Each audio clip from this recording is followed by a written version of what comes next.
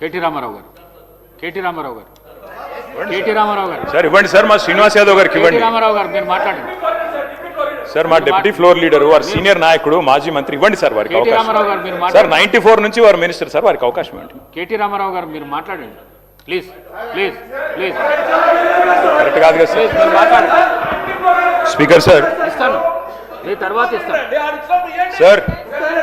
మాజీ మంత్రి, బలహీన వర్గాల నాయకుడు, హైదరాబాద్ లో పెద్ద నాయకుడు, మీరు ఈ రకంగా దయచేసి వారిని అవమానించకండి. దయచేసి వారికి మైక్ ఇవ్వండి సార్. మంత్రులకు ఎప్పుడు అడిగితే అప్పుడు ఇస్తున్నారు, వారికి సంబంధం కూడా లేదు, ఆయనకి ఇచ్చేసినారు. మా నాయకుడు అడుగుతున్నాడు, ఇవ్వండి సార్. మా డిప్యూటీ లీడర్ గారు అడుగుతున్నారు, ఇవ్వండి సార్.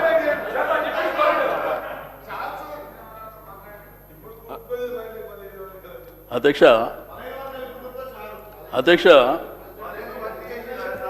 ఈ శాసనసభలో స్పీకర్ గారు అనేది ఒక పార్టీకి సంబంధించి కాదు అధ్యక్ష, మా అందరికీ స్పీకర్ మీరు. అందుకే మీకు మైక్ ఇచ్చాను. నేను చెప్పాను తినండి సార్, నేను చెప్పినాక మాట్లాడండి. మీరు ఈ సభకు స్పీకర్ సార్, అందరి మెంబర్స్ హక్కులు కాపాడవలసింది మీరే సార్. రెండోది, డిప్యూటీ సీఎం గారు కూడా ఇక్కడ ఉన్నారు. పెద్దలు బాలునాయక్ గారు, ఆది శ్రీనివాస్ గారు మాట్లాడారు సార్. మేము ఇక్కడ కూర్చొని విన్నాం, మేము అబ్జెక్షన్ చేయలే. మేము మధ్యలో మైక్ అడిగి ఏదో ఆయన మాట్లాడుతుంది తప్పు అనేటువంటిది మేము చెప్పలేదు సార్. ఇప్పుడు మా వరకు వచ్చినప్పుడు గవర్నర్కు ధన్యవాదాలు చెప్పే తీర్మానం ప్రకారము మా సభ్యుడికి అవకాశం వచ్చింది సార్.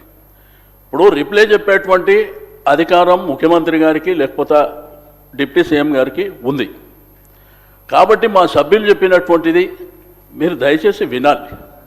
మీరు ప్రతిసారి ఇంటర్వ్యూన్ అయినరనుకో, మీరు అక్కడి వైపు నుంచి ఇంటర్వ్యూన్ కావడం, మేము ఇక్కడి నుంచి ఇంటర్వ్యూన్ కావడం, అది సభ మర్యాదలో కూడా కరెక్ట్ కాదు, మీరు గుర్తుంచుకోవాలి సార్. నేను దయచేసి స్పీకర్ గారు రిక్వెస్ట్ చేసేది, మీరు మా హక్కులను కాపాడాలి అంతే. మీరు అడిగారు కాబట్టి మేము ఇచ్చినాం, అది కాదు కదా సార్. అది రైట్ రాయల్గా మాకు రావాల్సినటువంటి హక్కు సార్ అది.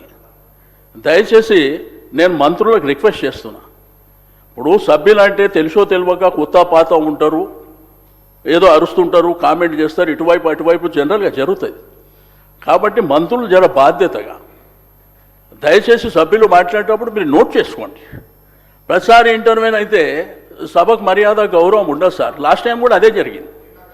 లాస్ట్ టైం కూడా ఇదే సభలో అనని మాటల్ని ముఖ్యమంత్రి గారు ఆ రోజు సీరియస్గా మాట్లాడినప్పుడు మేము బయటకు వెళ్ళిపోయినాం అధ్యక్ష. కనీసం ఇక్కడ ఉన్నటువంటి చీఫ్ విప్పుల బాధ్యత ఏంది అధ్యక్ష? ప్రతిపక్షాల దగ్గరకు వచ్చి మాట్లాడి ఇట్లా కాదు, ఇది స్పీకర్ గారు పంపించారని చెప్పాలి. అది కూడా జరగలే. కాబట్టి నేను దయచేసి మీకు రిక్వెస్ట్ చేసేది, మీరు మా హక్కులను కాపాడాలి. ఇందులో ఉన్నటువంటి ప్రతి సభ్యుడు including chief minister, opposition leader, ప్రతి ఒక్కరు కూడా సభ్యులే అధ్యక్ష ఇక్కడ.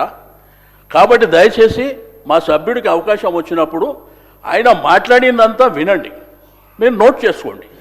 తర్వాత మీరు రేపు ఎట్లయినా రిప్లై ఇవ్వాలి కదా, అప్పుడు ఇవ్వండి. అంతేగాని వాళ్ళు ఇంటర్వ్యూన్ అయ్యి మేము ఇంటర్వ్యూన్ అయ్యి సభ గౌరవానికి కూడా మర్యాద కాదు అధ్యక్ష.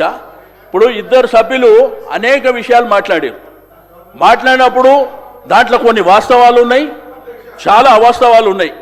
అయినప్పటికీ మేము విన్నాం ఇక్కడ. కాబట్టి దయచేసి మీకు రిక్వెస్ట్ చేస్తున్నా, సభ సజావుగా జరగాలంటే సభ్యునికి అవకాశం ఇచ్చినప్పుడు మీరు ఎవరు వాళ్ళు ఇంటర్వ్యూన్ కాకుండా నోట్ చేసుకోమని చెప్పండి, రిప్లైలో చెప్పుకోమని చెప్పండి.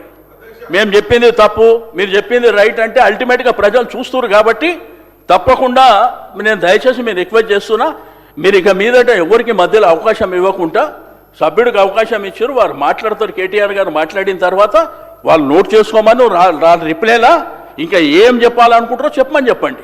ఇదే మా యొక్క అబ్జెక్షన్ అధ్యక్ష. గౌరవ్ కేటీఆర్ గారు.